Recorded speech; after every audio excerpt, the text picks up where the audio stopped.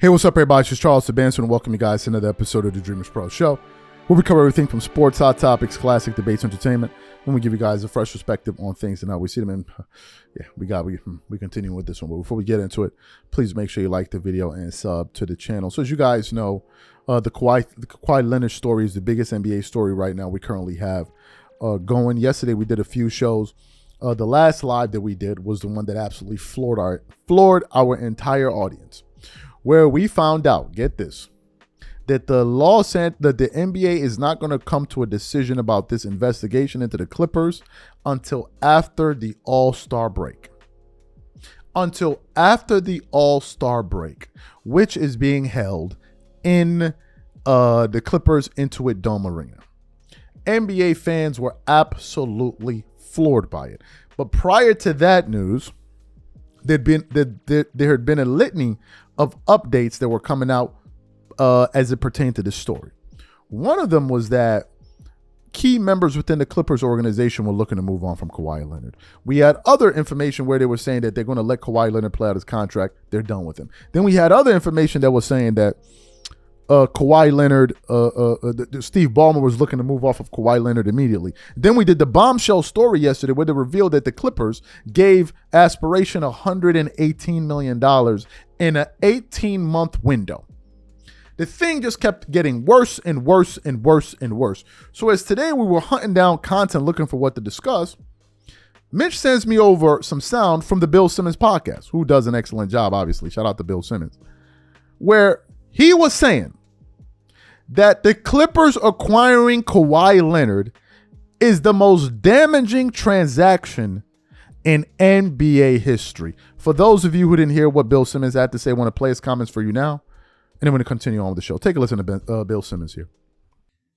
But you really have to believe Ballmer, who is a super smart guy, just completely fell asleep at the wheel.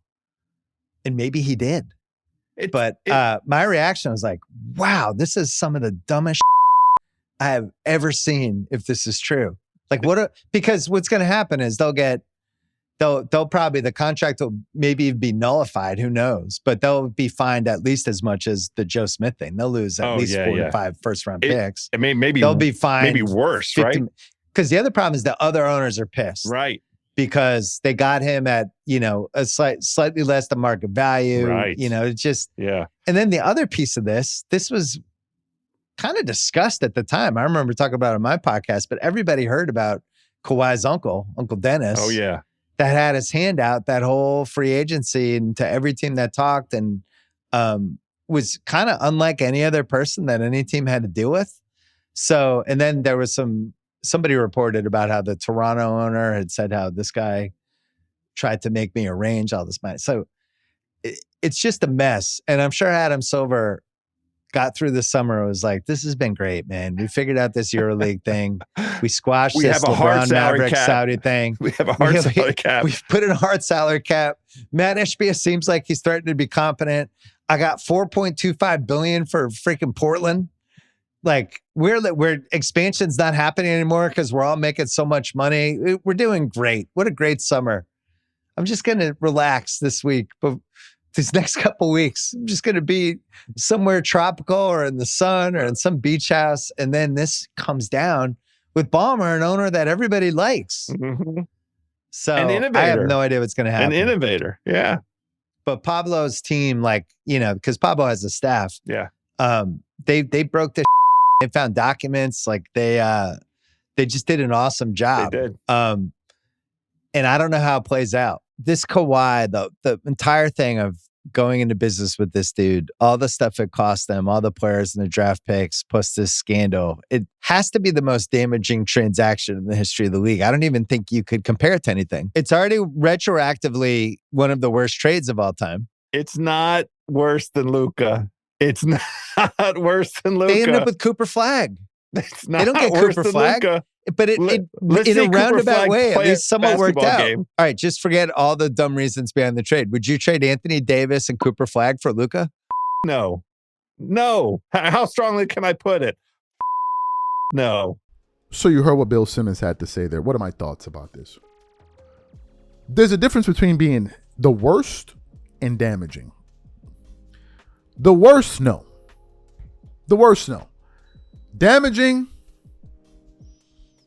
it's up there. It's up there because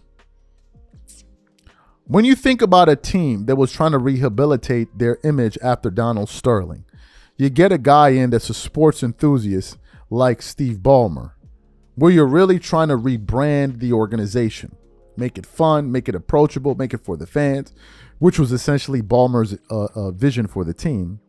To now have the Clippers be in a situation where they're considered to be one of the crooks in the NBA is really a sharp turn.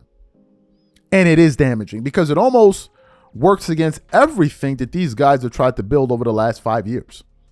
Building the new arena, the concepts around. I mean, it really does. This scandal is tarnishing all of that goodwill that Ballmer and these guys have put in. Now, I don't know the extent to which this thing is.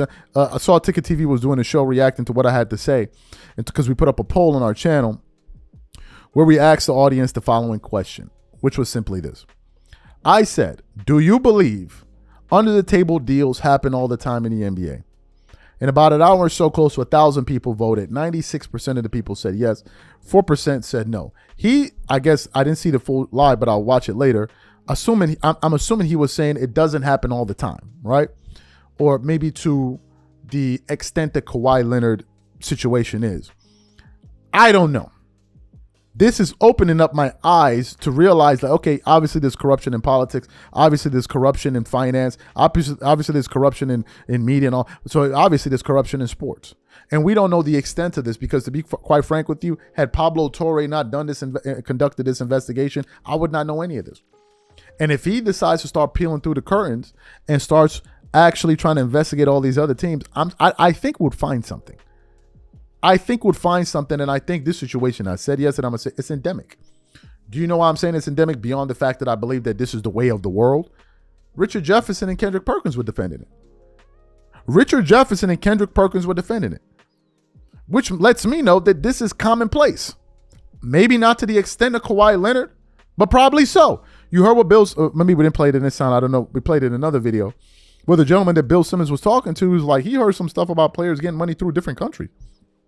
Players that are doing documentaries and all. So we don't know the extent of the corruption. But wherever there's a lot of money involved, there's a lot of corruption going on. If there's a lot of money in circulation, corruption will be close by. There will always be somebody looking to create loopholes to gain some of it. Always. Wherever there's money, you will find corruption there somewhere. Special interest groups, it's just the way the world works. Not saying that every team does it, but I wouldn't be surprised if they did. That was the point that I was making. But in terms of the most damaging, certainly to the Clippers. Absolutely. And the Clippers have had some low moments as an organization. There's no question about that. But certainly to the Clippers. I mean, it's absolutely damaging Kawhi Leonard's reputation, 100%. 100%. And Kawhi Leonard had an excellent reputation as a basketball player. Excellent. But in terms of the low managing and being aloof, and it's not helping. And given the fact that Kawhi Leonard is not a vocal person, it's not going to help. Right? It's not going to help. So Bill Simmons absolutely makes a strong case. But to say it's the most damaging, I would probably have to look through every single transaction or every major transaction to come to that conclusion. And right now, I haven't done that research. Maybe some of you guys will. But these are my thoughts about it. Whatever you guys think, leave your thoughts in the comments, and we catch you guys on the next show. Peace.